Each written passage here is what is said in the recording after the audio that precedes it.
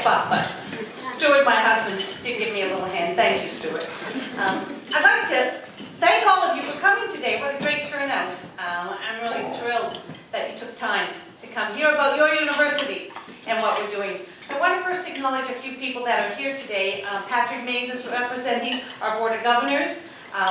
The City Councillor, Mike Regina, you're a wonderful friend of our university. It's wonderful to see you here. All my University of Regina colleagues that are here, your support is greatly appreciated.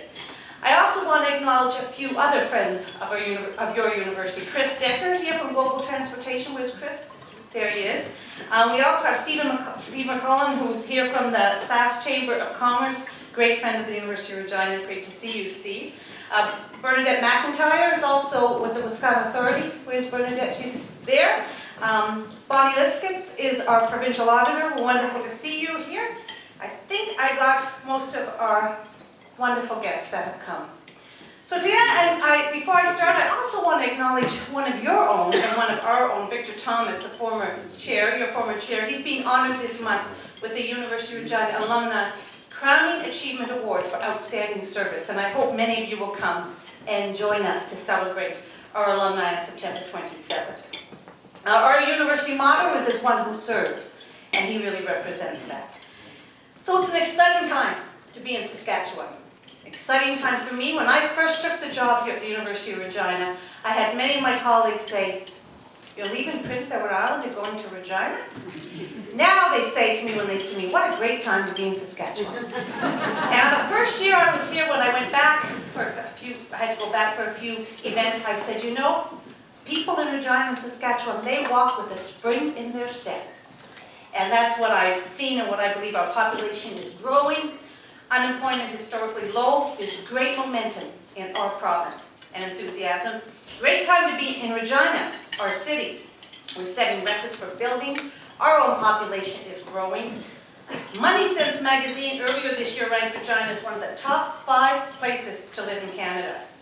I tell everybody that. And I live and breathe that. I believe this is one of the most wonderful cities to be a part of, and I'm proud to be here. I'll give you another great example. On September 1st was move-in day in residence for new students.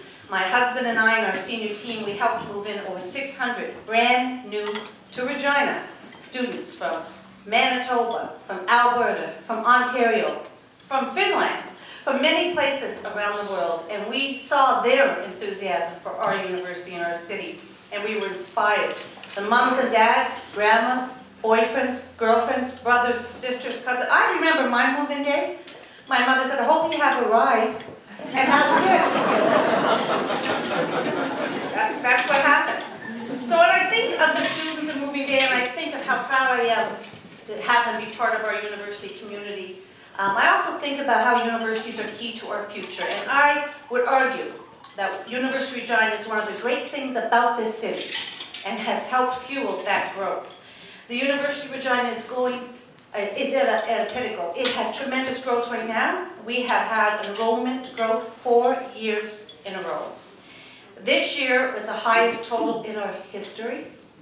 That includes our Federated College. We have our new nursing faculty, our second year in offering nursing, around 1,200 applications for 350 spots. Doing very, very well. We are a provincial university. Our applications from outside Regina have been up 16% year after year in the last 3 years, I think. So we're really, really drawing in from the province. There's more positive signs. International education. We have international agreements from all over the world, have opened a Confucius Institute. About 10% of our students are international, but when we look at our ESL, we have 1,700 international students at the University of Regina. Your sons, your daughters, your nieces, your nephews, your grandchildren, they're able to get an international education in our backyard. And as president of your university, I'm really proud of that. In terms of Aboriginal education, that's been a priority for us at the University of Regina. Our Aboriginal self-declared students are up 16% this year. We have 10% approximately of our student population that are self-declared Aboriginal. I mean, there's many more that haven't self-declared. That's the highest in the country next to University of Winnipeg. And they're around the same. So we have the highest percentage of Aboriginal students in the country attending our university. And we're working hard to ensure that they have a positive experience. We have more satisfied students. In a national survey, it shows that 89% of our students are satisfied or more than satisfied with the quality of our teaching, and that 95%, if they had to make the decision again, they would attend the University of Regina. 95%. I'm really proud of that number. I think it's a great number. I think it is a great number. It's a testament to several things, but I want to acknowledge one of the most important things, the quality of our faculty and our staff, the relevance of our programming, the UR Guarantee program, which is one of a kind in Canada. Our co-op placement placed over 800 students last year in co-op placements, and they earned more than $9 million last year that they could apply to their schooling. If a student does co-op at the University of Regina, they can graduate without student debt, and the co-op earning will pay for their university education. More than 90% of our co-op students are placed in the province, but I'm just as proud to say 10% are placed outside the province, because it's really important. But, you know, sometimes I can sing our praises, I can say we're wonderful, I can say we're doing great things, but it's really important to get an objective, third-person perspective. So we worked with the Conference Board of Canada to get a study to really say, is the evidence we have true evidence? And I want to acknowledge Diana McKay here from the Conference Board of Canada, who was instrumental in doing this study. The study that we're launching today is looking at the university's position in the context of Saskatchewan growth. Just think about a university of over 13,000 students not being part of Regina.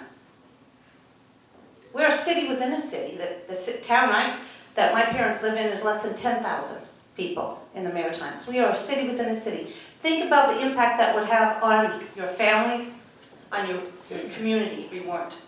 So the report called Fueling the Surge to the University of Regina's Role in Saskatchewan's Growth, it gives us an idea of what the Conference Board of Canada thinks of us, and in terms of economic, social, and cultural aspects, and how we are a driver in the province and beyond, and the vital role we play in the economic engine of Saskatchewan. So I'm curious about the impact on employment. We've got great employment stats. What role did the University of Regina play on that? We employ approximately 4,000 people. The Conference Board of Canada compared that to SaskPower and Cameco. That includes faculty, staff, and others, but what I thought was really interesting is that the University of Regina also supports close to 1,000 jobs that are outside the university. So having the students and the faculty and the staff and the visitors here generates another 1,000 jobs in our community. So in total supports more than 4,500 jobs in the province. And on top of that, another 570 jobs outside the province. The graduates are meeting approximately 34% of the province's university-educated workforce. Taxation impact. Our employees remit close to $40 million in payroll taxes annually. For future employment, last year we had 2,200 graduates from the University of Regina, and they have a lower employment rate than many other groups. Our graduates, but 97%, get employment right away within 6 months. But they earn an average of $27,600 more per year than diplomas below the bachelor's level. Now my father was a coal miner and an iron ore miner. He didn't finish high school. My father went to work at 17 years old. His father had died, and he was needed to support the family. My mother was a high school graduate, but did not take the opportunity to go on to university. She did get a scholarship for Teachers College in Truro, Nova Scotia. She was from Cape Breton, and was going to accept it, but overheard her father, who was a coal miner, an immigrant from Italy, and her mother, who was a stay-at-home mom, talk about the cost, even though she had a scholarship to them, and how could they afford her to go. And when she came down those steps, she told them she was going to go to work and not go to university. My mom and dad had 6 kids, 8 years from the oldest to the youngest. And my dad, before he passed away, said that he was so proud because he had 15 degrees among all his children, all of his university graduates. A pretty powerful statement. My father, a minor, without a high school education, recognized the value of university education. And if I told him that I would earn $1.1 million more in my lifetime because I had a university education, he would multiply that by 6. And he would be so proud of his millionaire family in so many ways. That's the power of a university education. It's really important that we think about that. Not only does it have the power to increase our earning potential, but our quality of life. You want to deal with health care costs? Educate your population. And look at the correlation between an educated population and their health. And you can see it's a very, very positive one. Future tax implications. If we project 40 years out, our graduates will pay about $320 million in additional income tax to this province. That's a big economic impact going forward. Now, there are many students from outside Regina that come here. And if we look at the additional student spending by the students that come, $45 million from students, $45 million spent by students outside Regina in our city. And by students outside the province, they spend in our city about $30 million a year. So just from outside Regina, the students we draw in spend $70 million a year. No wonder we generate almost 1,000 jobs through our visitors, or through our students. But then they have the visitors that come to campus. When I am standing there serving muffins to all the mums and dads, grandma and granddads that are here, my husband is unloading the fridges and the TVs that they bring. They spend a year, visitors to the University of Regina, $8.4 million a year. Almost $620,000 is spent at convocation alone by visitors to our campus. Pretty impressive numbers. We have 2 convocations, the fall and winter, so you can double that in many ways. So the value-added impact of the University of Regina represents 4% of Regina's GDP. 4%.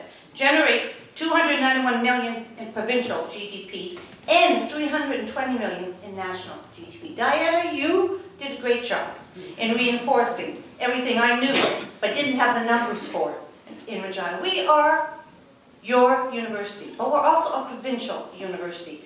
We work through the 7 regional colleges all through the province. One interesting statistic I was blown away by that was given to me last week is that our online courses and our televised courses, we've had a 25% increase in enrollments. So we have 2,000 students, 2,000 that sign up for online or televised program courses, and now we have 2,500 this year. Talk about efficiencies. You also have a very lean, efficient university. We have many partnerships with SIAS, 110 agreements to ensure that your children in this city and this province have a seamless education between SIAS and the University of Regina. It's seamless. Those agreements mean that the students, when they enroll in SIAS, have a seamless transition to our university. Great, great stories. International. International is very close to my heart. You heard in the introduction that John gave that I work really hard on international education and to promote it. I think every student should have an international experience as part of their education, and we invest in that as a university. Any student who does an international experience will get a $1,000 grant from us as a university. And I think it's critical. We have partnerships with 90 institutions. We have students from over 60 countries at the University of Regina. 60. We have 800 students from China alone. You know, in 1979, Lloyd Barber was a visionary. He, when China opened their doors, was the first university to sign an agreement with a Chinese university. He also signed an agreement with the government of China, the People's National Congress of China, and he gave visiting scholarships to the Foreign Affairs Bureau there that educate all of the Foreign Affairs diplomats and staff to be able to come to the University of Regina. When I was in China in May, we had an alumni event for all of the staff that worked in the Foreign Affairs Department, and the director told me that 20% of his staff were University of Regina graduates. 20% of the Foreign Affairs Department in Beijing of the People's National Congress are University of Regina graduates. That's an amazing statistic, and one we all should be proud of, because it's a legacy that Lloyd Barber left us in terms of his visionary work. So those partnerships mean a lot. More than 80% of our graduates that are international apply to stay in Regina and Saskatchewan. You want an immigration policy? We are your immigration policy. You have a talent challenge? We are your talent solution. The University of Regina, can you imagine, of my 1,700 international students, 80% of the graduating class want to stay here in Regina. Research and innovation. Innovation Place at the University of Regina generates $375 million in economic activity for the province of Saskatchewan. I see Susan Gorges is here. She knows that through Springboard. Our university researchers attract $24 million in research grants annually. That money pays for students, pays for staff, pays for equipment, but that money goes into this community. That helps support 18 research institutes and 50 labs that we have. We hold 90 patents as a university. Now I can give you that economic story over and over and over again, and the report, we put, I think, some fact sheets on your tables, will tell you that over and over again. But it's not just about the economic impact, though that's important. The University of Regina, based on the Conference Board of Canada report, also said it's a significant contributor to culture and community. Well, that's important to me as a university president. I want to ensure that we do contribute. I'm going to quote from the report. The university provides crucial support for Saskatchewan's arts and culture industries and helps promote Saskatchewan's rich cultural heritage. Many of you know I'm working very hard to try to revitalize College Avenue campus that holds our conservatory. A conservatory that teaches music to your children, your neighbors' children. The youngest student there is 3, the oldest is 94. That's the university I want to be part of. Imagine we have 1,000 seniors who attend the University of Regina Seniors Program. 1,000. So I always say, if we could calculate that into healthcare savings.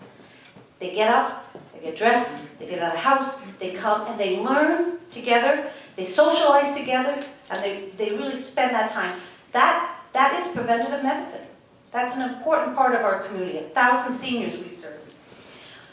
So some key things we do. We regularly host music, theater, film, and arts events. We contribute to the local and provincial knowledge sharing through public lectures, conferences. If we just look at the conference monies that we bring in to this community, it would be significant. We also help further the educational outcomes of Saskatchewan's First Nations and Métis people. And that was a real objective of our strategic plan called Mama Waka Machuin, which is a Cree word that means working together towards a common goal. We hope that we want to invest $11 million in Dark Hall, and we know that if we can transform College Avenue, we will even generate more money. College Avenue campus for itself costs $9 million to run. We generate revenues up to $13 million from just the activities at College Avenue campus. I need to revitalize that campus so that I can even contribute more back to our community. So I can go on and on about what we do and how we serve, but in closing, I want to say your university, and it is your university. The University of Regina is having a huge impact on our province and our city more than ever before.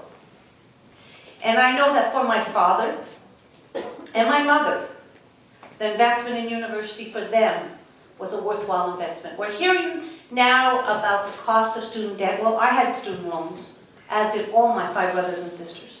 And if you ask any of us if we regret ever going to university, all, without exception, would say no. But I have met many people in my life who regretted not going to university. It's a great time to be in Saskatchewan. It's a fabulous time to be in Regina. It is even more wonderful to be the president of your university, the University of Regina. But I need your help. Your university needs investment. We need to take everything I've told you and even produce more for you and for this province and this community.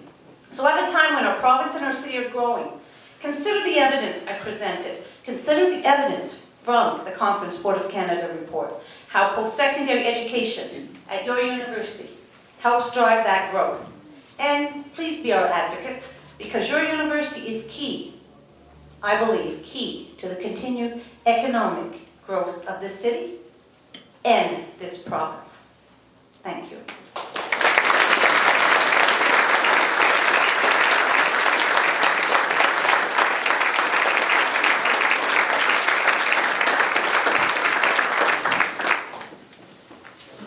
Thank you very much, Dr. Timmons. I just wanted to add to what you said. I remember going as a very young student to the University of Regina. Well, maybe I wasn't so young, 32 I think I was. And people said it was nuts, absolutely nuts to go to university at my age. It was the best thing I've ever done in my life, was go to university and get an education, higher education, and it's paid off dividends. I did have that student loan for a number of years, which wasn't great, but it's gone now. This question that I have, I only have one question unless there's any more. Can you give a few more details on the September 27th function and where the profits from the evening will go? Is that the Alumni Crowning Achievement Award? Is that the 27th? Yep. Did you speak about?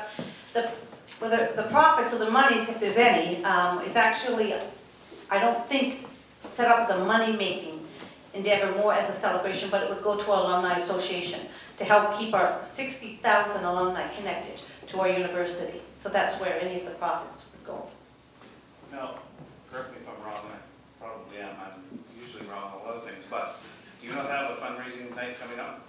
We have the President's Gala coming up, and that's a fundraiser for our College Avenue campus. And it's, I want you dressing up, putting on the tux, the nice evening dresses. We're going to have fun on that evening. It is a fundraiser, but it's also, again, building awareness of our whole College Avenue initiative and what we want to do. And all of the programs that we offer through that will be enhanced through anything we do. It's also the Conservatory's 100th anniversary.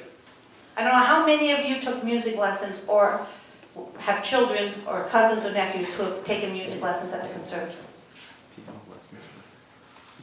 A number of you have. I'd love to have seen more of you put your hand up. You might not be a very musical bunch. But, you know, I watched my daughter carry her tuba up those stairs, her tuba lessons, and she was a little bit of a thing. We're on the top floor, College Avenue, no elevator, and she carried that, well, first couple times Stuart, my husband, carried up, but then he got tired of it and told her if she wanted lessons, she'd carry her own tuba. And she dragged that up to those stairs, and every time I saw her, my heart broke a little bit and thought, you know, we have to do something with this magnificent educational facility. No more questions? That's all I have. Any questions? Will you help me? Will you look at the report? Will you please take a look at how we impact and be our advocates in your community, in our community? I love our university, and I hope you do too. And we just continue, I think, getting better and better, and that's because of the amazing faculty and staff that work so hard to educate the future of Regina and Saskatchewan. Thank you.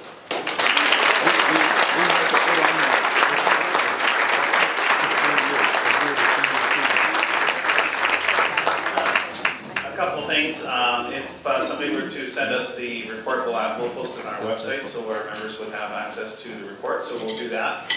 The other thing I wanted to do is let you know that the moderator for the mayor's debate